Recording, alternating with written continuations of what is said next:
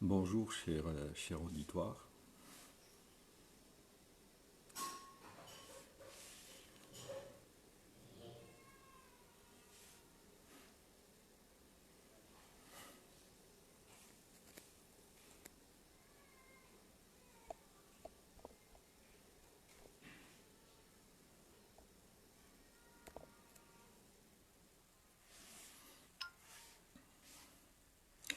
Si Badr, est-ce que le son est correct? Est-ce que vous m'entendez?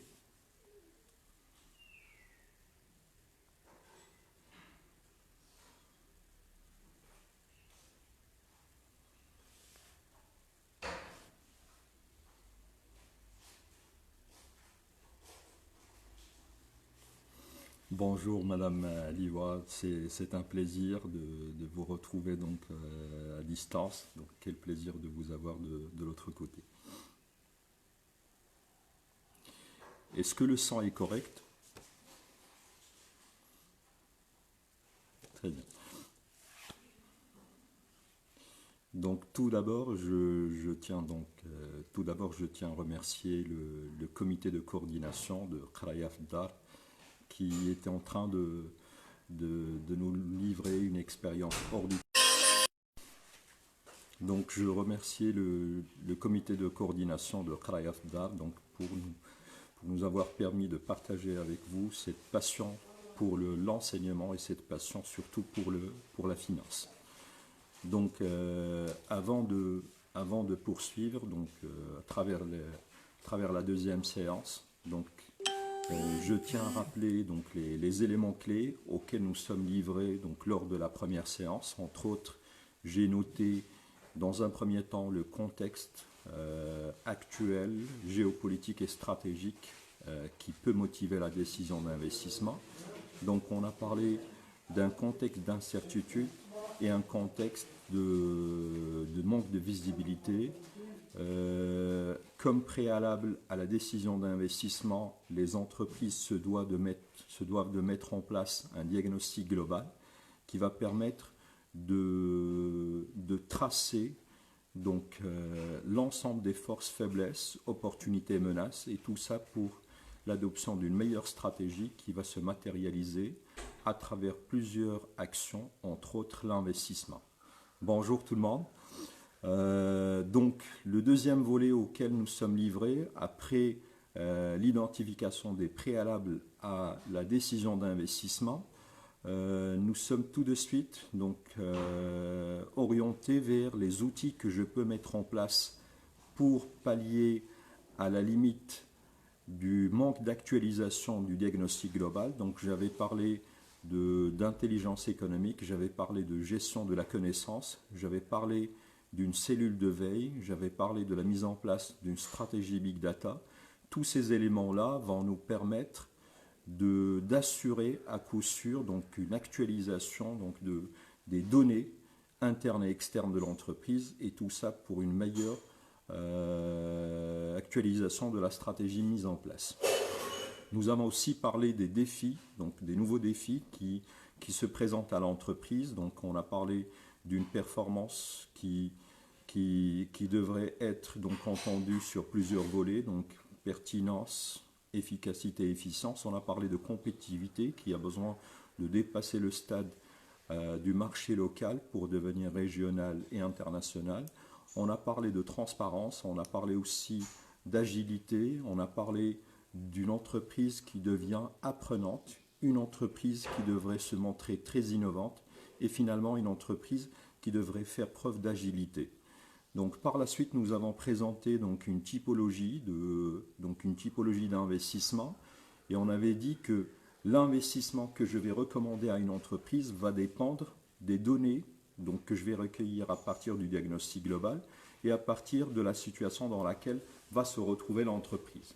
Donc de ce fait, par exemple, donc on avait parlé lorsque, par exemple, le marché donc, devient saturé, ou je suis en train de m'orienter vers la phase du déclin, ou que l'offre de l'entreprise est en train de devenir dépassée par rapport à l'offre des produits concurrents, donc par rapport à l'offre des entreprises concurrentes, il est clair que ce qui s'impose à l'entreprise, c'est de mettre en place un investissement d'innovation, et ainsi de suite. Donc, la, donc le principal challenge de la décision d'investissement, c'est de connaître quel est le scénario d'investissement qui va me convenir le plus, et cela par rapport à une période prédéterminée. Donc, cela suppose que je puisse déjà maîtriser donc l'ensemble des investissements et que je connaisse parfaitement donc l'environnement externe et l'environnement interne dans lequel évolue l'entreprise. C'est comme ça que je peux déterminer donc le choix du meilleur scénario d'investissement. Donc, dans un autre point, nous sommes revenus sur les stratégies à mettre en place pour que je puisse réussir un projet d'investissement. Donc, j'avais parlé d'un investissement par tranche, c'est-à-dire que je vais prendre ma dépense d'investissement et je vais la découper sur plusieurs tranches, susceptibles de me permettre de réussir à coup sûr le lancement du projet et qui va me permettre de prendre mon souffle, c'est-à-dire que je vais être capable de pouvoir réinjecter les bénéfices que je vais avoir comme investissement et ainsi de suite. Deuxième stratégie, c'est la transformation du business de l'entreprise en plusieurs idées business qui permettent de faire tourner le mètre carré du projet, c'est-à-dire que je vais avoir plusieurs projets qui vont être déclenchés à partir d'un seul business. Troisième stratégie, c'est l'adaptation du projet aux moyens donc à mobiliser ou les moyens que je peux mobiliser par rapport à l'instant T. C'est-à-dire que je vais dimensionner mon projet par rapport aux moyens que je pourrais mettre en place. Donc, après avoir rappelé tous les éléments que nous avions donc traités dans le cadre de la première séance, donc aujourd'hui, je me propose de traiter un élément qui me paraît indispensable et qui va interpeller donc les étudiants, les porteurs de projets, donc le commun que nous sommes, par rapport à la manière avec laquelle je peux évoluer, donc je peux évaluer la rentabilité d'un projet d'investissement. Comme vous le savez tous, par exemple, donc chacun de nous s'est retrouvé avec le contexte suivant. Donc chacun de nous devait prendre une décision. Donc je vous donne des exemples et c'est à vous de me tracer l'élément commun entre ces différents éléments. Acquisition d'un logement, acquisition d'une voiture, choix d'une formation à partir du bac et le choix d'un voyage. Donc, est-ce que vous pouvez me dire quels sont les points communs entre ces différents éléments? Donc, je répète, décision d'acquisition de logement, décision d'acquisition d'une voiture, décision portant sur le choix d'une formation à partir de l'obtention du bac et décision d'un voyage qui risque de marquer notre vie. Donc, quels sont les points communs entre ces entre ces différentes décisions?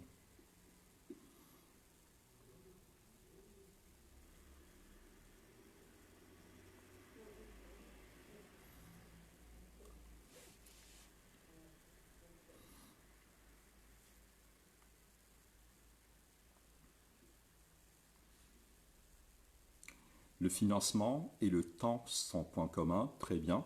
Quoi d'autre?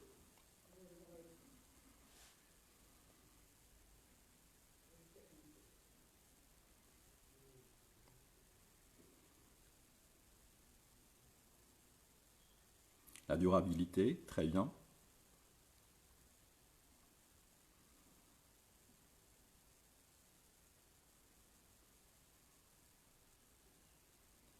Le financement.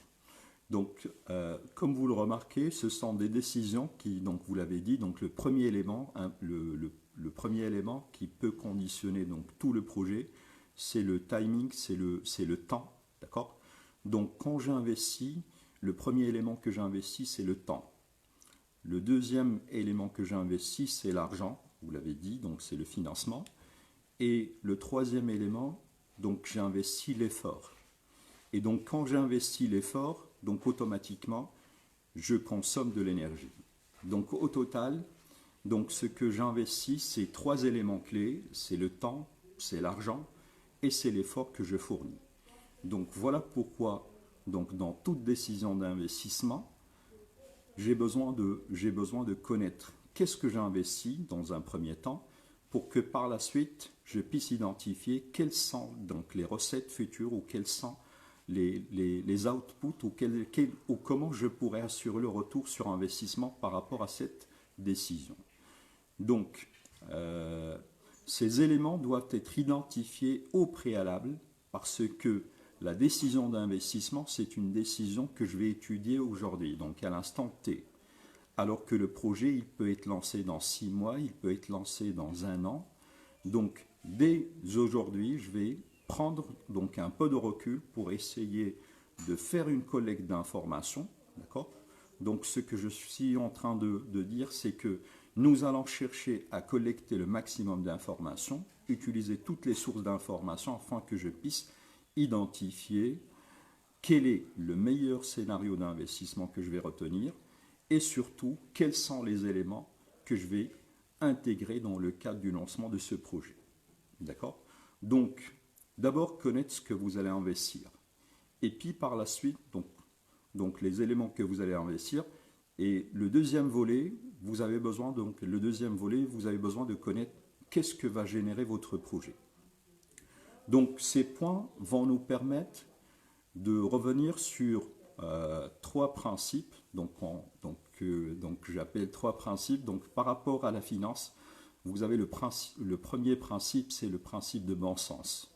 Donc principe de bon sens, quand je suis en train de monter une simulation financière, il faut que je puisse retenir l'élément suivant. Donc j'ai besoin de sous-évaluer les recettes futures, comme j'ai besoin de surévaluer, de surdimensionner les charges. Et je ne vais pas hésiter à intégrer de nouvelles charges afin que je puisse tenir compte de l'ensemble des risques qui peuvent peser sur l'activité de l'entreprise ou sur son lancement. Deuxième principe, ou deuxième remarque par rapport à la finance d'entreprise ou par rapport à la finance de marché, toute chose étant égale par ailleurs. Toute chose étant égale par ailleurs, c'est-à-dire que tout ce que nous pouvons dire par rapport à un contexte, il peut se vérifier par rapport aux hypothèses que nous retenons et par rapport aux résultats qu'on attend. Donc si je modifie les hypothèses, si je modifie les données, donc automatiquement je vais obtenir d'autres résultats. Troisième principe qui est un principe de bon sens, c'est le principe de la balance, c'est le principe de l'équilibre. Donc un projet, d'un côté nous allons mettre en place, donc nous allons mettre d'un côté nous allons mettre la dépense d'investissement, de l'autre côté on va mettre les recettes futures, on va mettre ce que va rapporter le projet. Et donc, cette comparaison devrait donner raison aux recettes qui doivent être supérieures à la dépense. C'est comme ça que je peux, dans un premier temps, procéder à la récupération de mon investissement. Et à partir de là, je pourrais identifier à partir de quel moment je pourrais assister à un retour sur investissement, c'est-à-dire à tirer profit de l'investissement que je vais réaliser.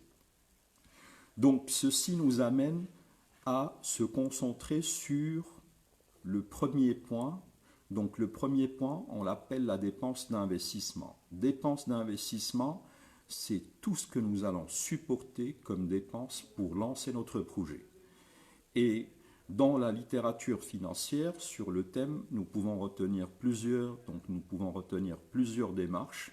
Donc là, je vais essayer, dans le cadre de la démarche de la présentation des paramètres d'investissement, je vais choisir l'accessibilité et je vais choisir la clarté et la simplicité des indicateurs que nous allons étudier.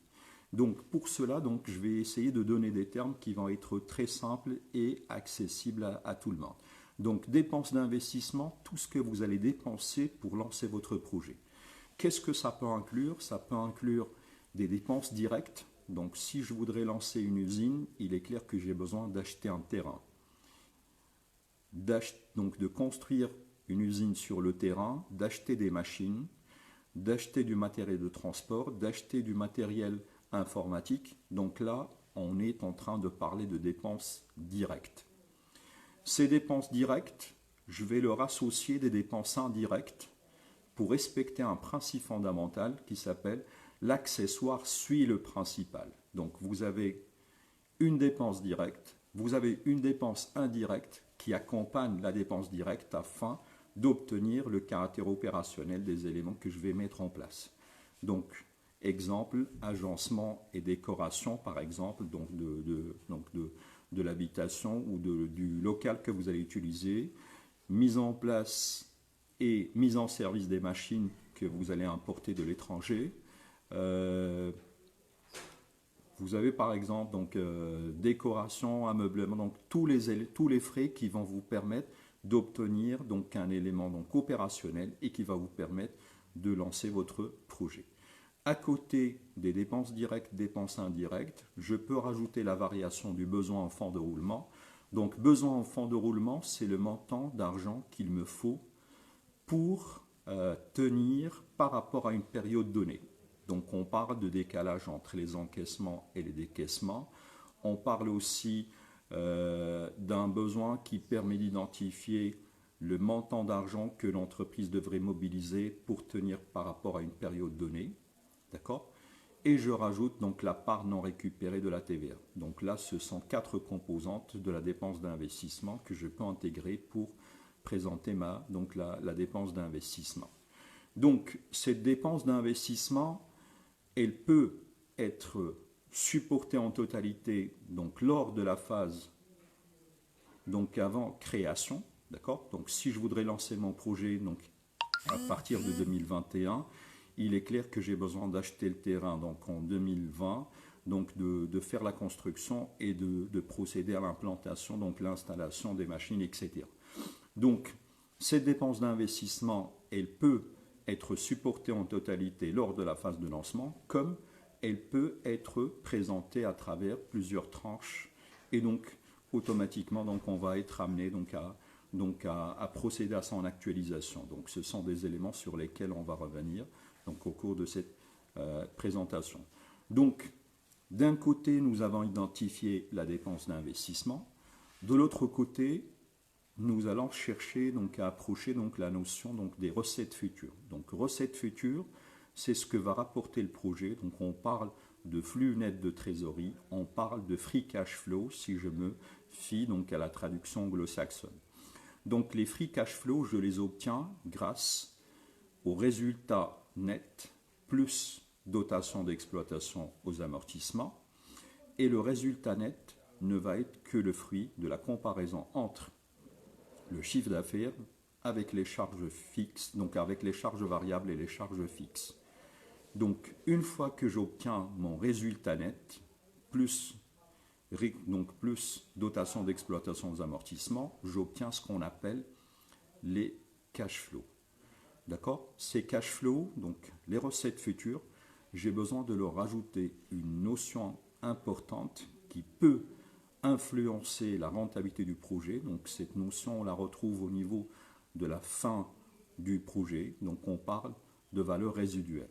Donc valeur résiduelle, c'est la recette supplémentaire que le projet va générer et que nous pouvons retrouver sous forme de c'est donc produit de cession des immobilisations, ou tout simplement plus-value nette sur cession d'immobilisation plus récupération du dernier BFR ou récupération de la somme des variations des BFR. Donc cette valeur résiduelle est importante parce qu'elle vous met dans une situation dans laquelle si jamais vous renoncez à votre projet, vous allez récupérer le terrain sur lequel vous avez investi, vous allez récupérer un certain nombre d'immobilisations que vous n'avez pas eu le temps d'amortir et qui représentent une valeur donc par rapport à l'entreprise. Et comme le projet va nous permettre d'identifier la dépense d'investissement d'un côté. De l'autre côté, on va identifier la somme des recettes futures. il va y avoir donc un besoin d'actualisation. Pourquoi? Parce que la dépense d'investissement, vous allez la supporter dans le présent et que les recettes futures vont se déclencher donc dans les années à venir. Donc le travail à faire, c'est que j'ai besoin de comparer deux choses qui peuvent être comparables. Donc je compare le présent avec le présent ou je compare le futur avec le futur. Mais vu que la dépense d'investissement va intervenir dans le présent, par exemple, et que les recettes futures vont intervenir dans le futur, donc j'aurai besoin de les actualiser. J'aurai besoin de les actualiser pour tenir compte de l'effet inflation, pour l'effet déperdition de la valeur de la monnaie, pour les aléas et pour prendre en compte donc les différents risques qui peuvent peser sur l'entreprise. Donc, et tous ces éléments-là vont nous permettre de procéder donc à un rapprochement de vision ou de vision et de vue entre la dépense d'investissement et la somme ou le tableau des cash flows. D'accord? Donc, ce que je suis en train de dire, c'est qu'il faut rapprocher les deux concepts pour que je puisse me prononcer sur la rentabilité. Donc, à terme, j'ai besoin de comparer la dépense d'investissement avec le tableau des free cash flow pour que je puisse identifier est-ce que le projet va être rentable ou non. Un élément clé intervient et qui renforce un peu l'idée sur laquelle nous avons travaillé. Donc ce que j'investis, c'est le temps, c'est l'argent et c'est l'effort. Et l'effort, il consomme l'énergie. Donc, dans ma démarche, j'ai besoin de pouvoir prendre en considération ces différents éléments afin de ne pas perdre donc, de vue donc, l'ensemble des éléments que je vais supporter. Donc quand je prends une décision, il est clair que cette décision, elle va entraîner un coût direct, un coût indirect et un coût d'opportunité.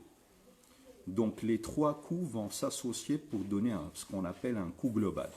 Et donc par rapport à l'évaluation d'un projet d'investissement, l'élément clé, c'est quel est le taux d'actualisation que je vais utiliser. Donc taux d'actualisation que je vais utiliser, donc si l'exercice il est déjà fait, donc vous pouvez avoir donc ce taux d'actualisation comme une donnée et donc vous pouvez l'utiliser donc rapidement. Sinon, ce taux d'actualisation il peut être amené à être calculé. Et pour cela, donc je peux mobiliser deux formules. Donc il y a la formule du CMPC, donc coût moyen pondéré du capital, qui va me permettre d'identifier la part des capitaux propres que je vais utiliser, que je vais multiplier par le taux de rentabilité exigé par les actionnaires, plus la part de l'endettement que je vais utiliser, multiplié par le taux d'intérêt net. Donc cette formule est valable lorsque l'entreprise elle va utiliser une structure financière mixte, c'est-à-dire que je vais faire un choix, donc un choix de mode de financement que je vais établir, chose que nous allons étudier dans la deuxième partie de ce cours. Donc, si je décide de me financer à travers une structure mixte, il est clair que je vais utiliser les capitaux propres et que je vais utiliser l'endettement. Donc, la décision que vous allez prendre par rapport à ça, elle va nécessairement impacter le projet. Donc, et du coup, le taux d'actualisation, il peut augmenter. Donc, s'il augmente, donc, il va influencer la vanne, donc, il va influencer le résultat que vous allez attendre à partir de votre investissement. Si le taux d'actualisation est faible, donc là aussi, vous allez avoir des impacts sur la valeur actuelle nette, etc. Donc, première formule, c'est le CMPC, c'est le coût moyen pondéré du capital, qui est égal à la part des capitaux propres multiplié par le taux de rentabilité exigé par les actionnaires, plus la part de l'endettement multiplié par le taux d'intérêt net.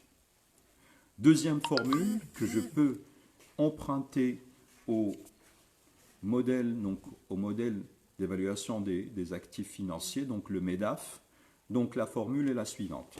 Donc taux de rentabilité de l'actif sans risque plus prime de risque. Et c'est comme ça que vous pouvez obtenir donc plus ou moins donc la rentabilité espérée donc de votre actif.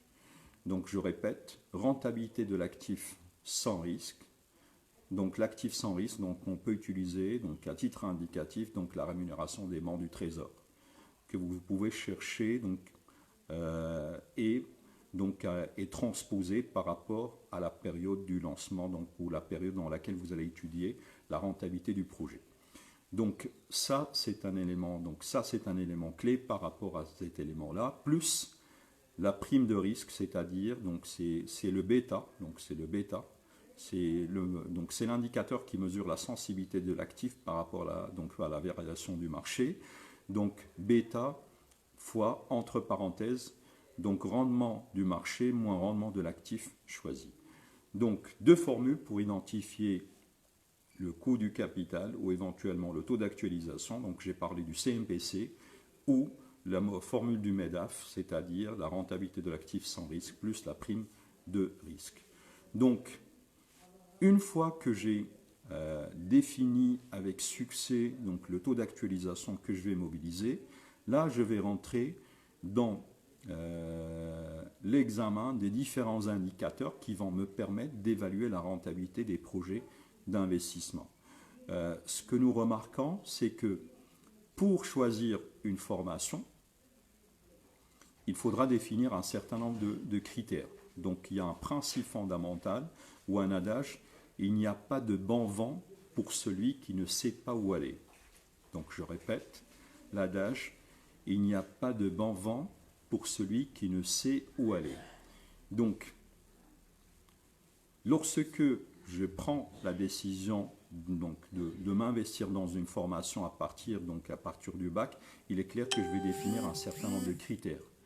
Donc, premier critère, ça pourrait l'identification du projet professionnel que je vais poursuivre, la durée de la formation, le rendement que je vais espérer de cette formation, donc les attentes de l'entourage. Donc vous allez définir un certain nombre de critères.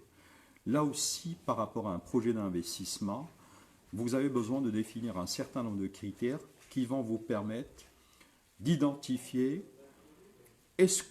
ou de répondre à la question de la rentabilité du projet.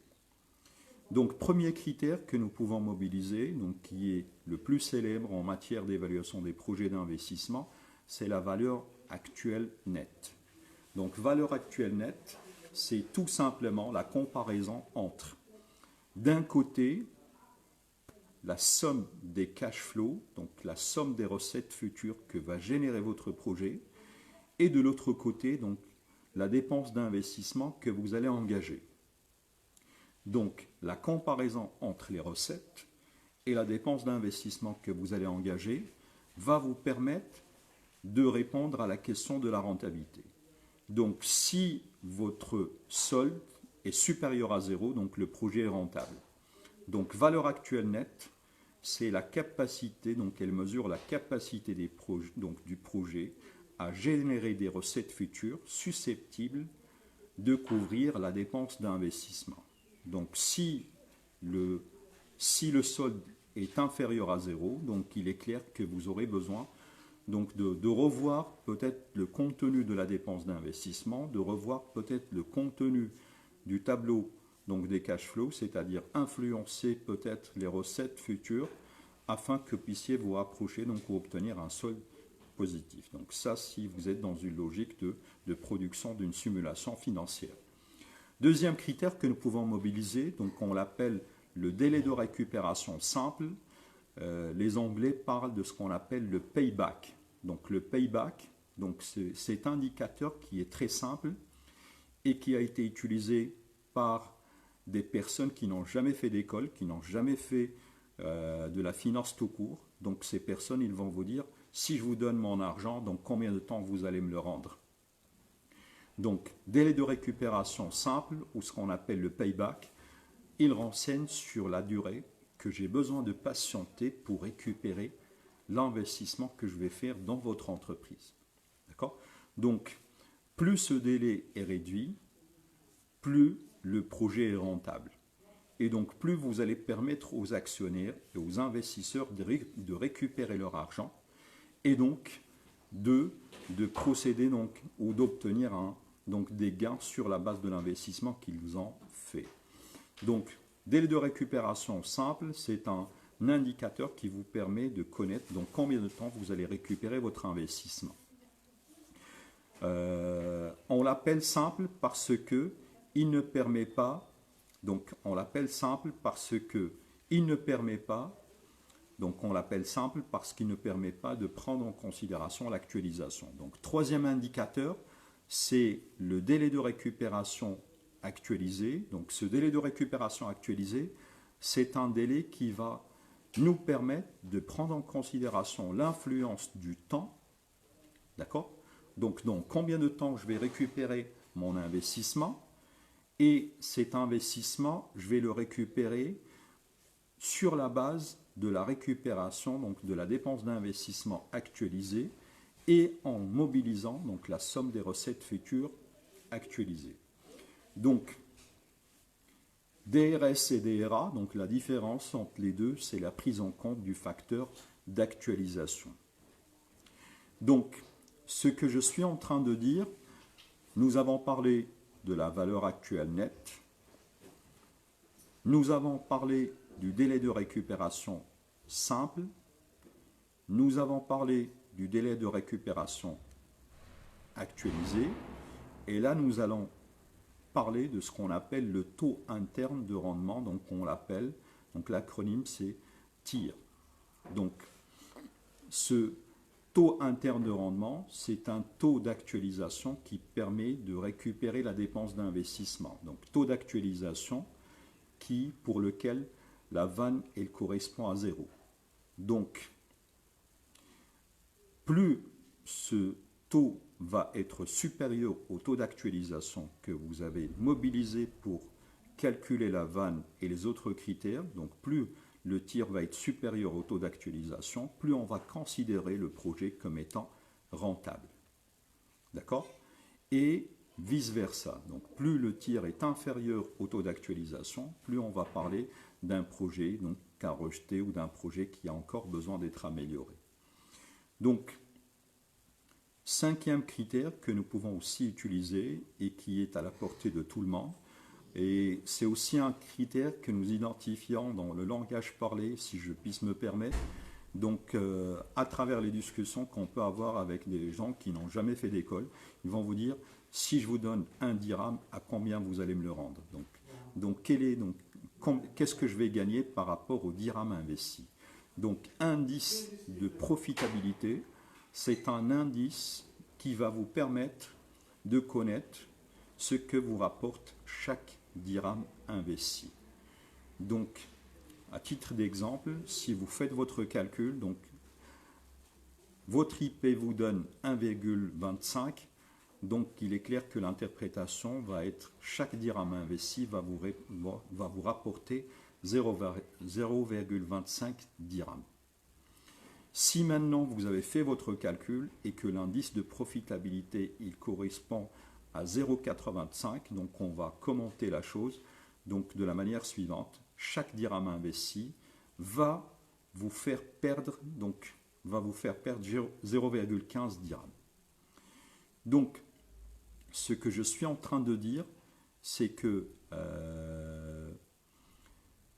pour évaluer la rentabilité d'un projet d'investissement, vous avez des indicateurs comme la vanne, valeur actuelle nette, délai de récupération simple, délai de récupération actualisé, taux interne de rendement, indice de profitabilité.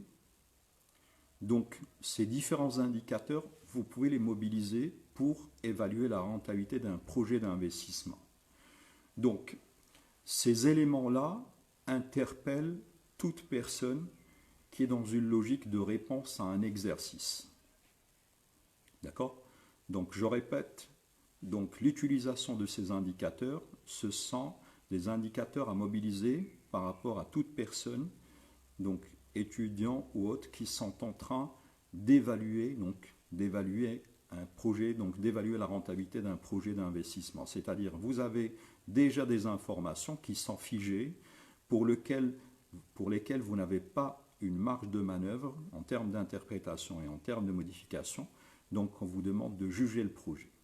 Maintenant, si vous êtes dans une logique de production de business plan, c'est-à-dire que vous êtes dans une logique de production d'études financières pour le projet. Vous savez, donc le business plan, c'est la somme, donc c'est la somme de 3 études, donc études de marché, études techniques et études financières, avec l'examen de plusieurs paramètres, stratégie de l'entreprise, organisation, portrait de l'entreprise. On ne va pas revenir là-dessus. Si vous êtes dans une logique de production d'une étude financière, il est clair que le travail que vous allez mettre en place, il va être totalement différent que si vous êtes dans le cadre d'un simple exercice portant sur l'évaluation du projet d'investissement. Pourquoi? Parce que dans le premier cas, toutes les données sont déjà présentées dans le cas. Dans le cadre d'une étude financière, les données n'existent pas. C'est à vous de les concevoir de A jusqu'à Z. Donc, c'est vous qui allez être amené à faire des prévisions en termes de chiffre d'affaires. C'est vous qui allez être amené à faire des prévisions par rapport à la structure des charges que vous allez supporter, donc la structure des charges variables, la structure des charges fixes qui vont accompagner le projet. Et donc, c'est à vous de faire la production des informations qui vont être utilisées par la suite dans le cadre de l'évaluation du projet d'investissement. Donc, cette étude financière, je l'ai faite sur la base d'un certain nombre d'hypothèses par rapport au chiffre d'affaires, par rapport aux structures des charges. J'ai fait une évaluation du projet d'investissement. J'ai trouvé par exemple que le projet n'est pas rentable. D'accord? La vanne inférieure à 0. Le DRS, il est très lent. Donc le DRA, il est aussi très lent. Et donc on ne va pas récupérer notre investissement, on va le récupérer au-delà de 5 ans, au-delà de 4 ans et demi. Le tir, il est inférieur au taux d'actualisation et l'indice de profitabilité ne me permet pas de récupérer grand-chose par rapport au dirham investi. Donc, ça, c'est ce que je vais dire, donc c'est la simulation 1.0.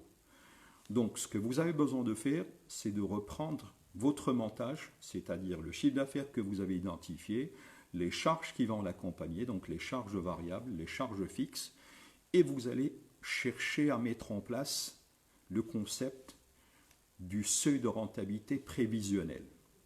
Donc, seuil de rentabilité prévisionnel, c'est-à-dire vous allez identifier l'art et la manière avec laquelle vous allez chercher à influencer à la hausse votre chiffre d'affaires, tout en restant sur une hypothèse très pessimiste. Comme on l'a dit, donc la règle de base, c'est de sous-dimensionner le chiffre d'affaires réalisé.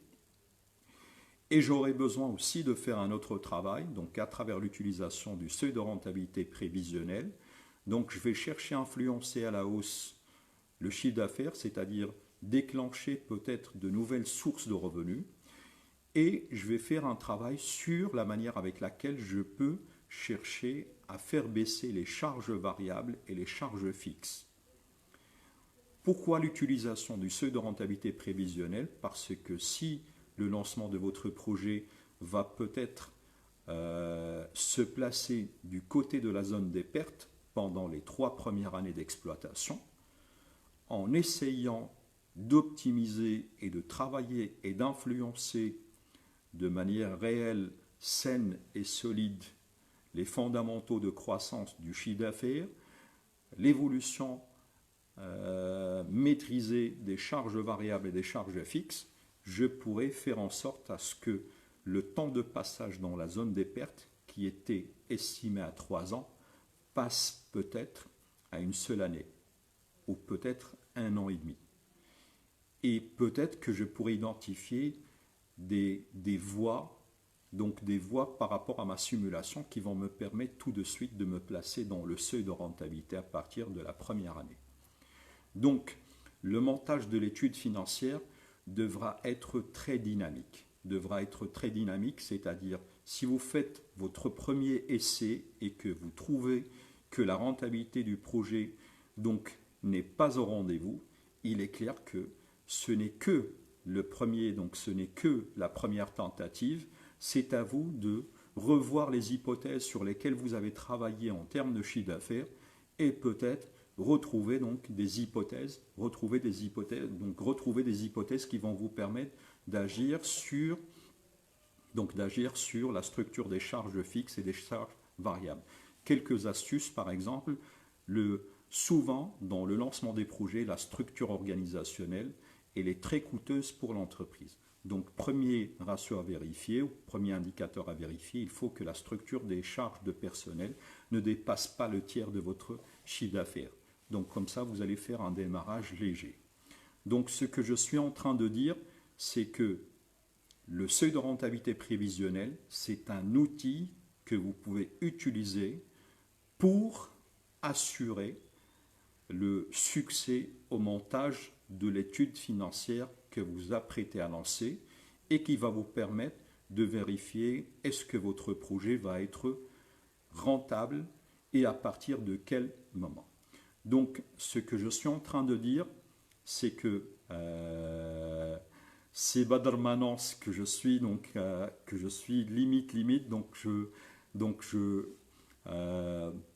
je suis en train de penser donc à deux choses. Donc, la décision d'investissement, vous pouvez la mobiliser dans le simple exercice de l'évaluation de la rentabilité d'un projet, comme vous pouvez l'utiliser dans la mise en place d'une simulation financière ou d'une étude financière qui va intervenir dans la production du business plan. Donc, sur cela, je tiens à exprimer ma gratitude et ma fierté d'avoir partagé avec vous donc ces différents concepts. Donc, je tiens à vous remercier pour l'effort fourni par rapport à la présence matinale. Donc, dans la prochaine séance, je vais essayer d'approcher la décision de financement. Et nous allons chercher donc à adopter le même réflexe. Dans un premier temps, nous allons baliser l'ensemble des concepts clés par rapport aux sources des financements et par la suite attaquer donc la manière avec laquelle je peux choisir les sources de financement et je vais faire le lien avec le montage de l'étude financière. Donc, ma présentation touche à sa fin. Je tiens à renouveler mes vifs remerciements au comité de coordination de Qaraya Dar et je tiens à annoncer donc dans la prochaine présentation, donc nous allons accueillir donc Monsieur Mohamed Seti qui va nous parler de la stratégie de communication. Merci à vous et au plaisir de vous retrouver sur un autre live.